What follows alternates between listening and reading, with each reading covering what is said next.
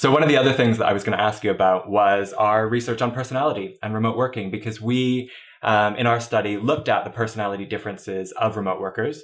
And we had a really interesting study because it was very international in its sample, wide range of different kind of working environments, conditions, people working 5% of the time remotely to 100% remotely.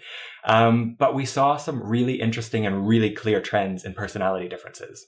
So conscientiousness was much higher in remote workers. And we saw adjustment levels. So this kind of stress threshold was much higher for people who work remotely. This was a year ago. So people who chose to work remotely.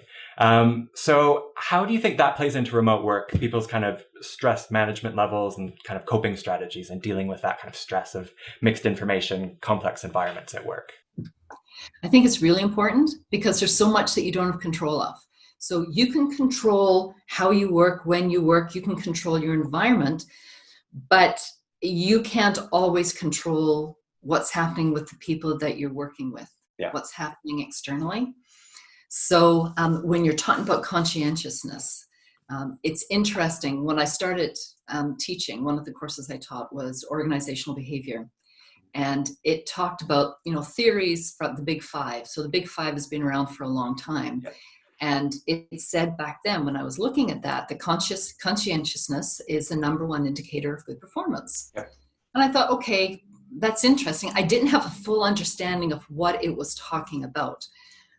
But the more I looked at it and talked to people, and then as we, further looked at that in this research, you don't have anybody looking over your shoulder. You need to take responsibility for doing your work.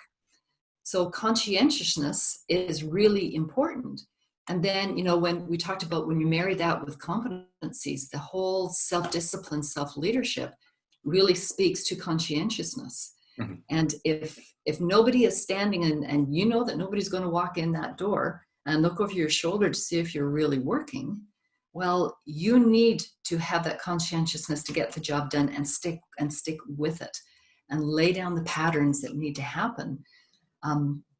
The stress management, the being able to adapt. There's so much. You are your own boss, even though you may not be about the boss, but you are your own boss when you're working remotely.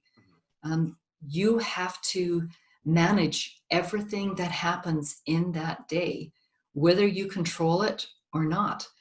And some people, some of the reasons why people don't want to do it is because they so much need structure, like a really intentional structure that is perhaps set by somebody else. It's not that there's something wrong with them again. It's just that's who they are. That's their makeup. Yeah. And if things are continually taking their plans and throwing them out the window, well, even the very fact that that's happening can increase their stress levels. Yeah. Because it's like the panic. I don't have control of it anymore. Mm-hmm. So, the results, I totally see that when I'm speaking to remote workers and hearing stories anecdotally about struggles that people are having and frustrations that people are happening. You start seeing, this is really coming into play here.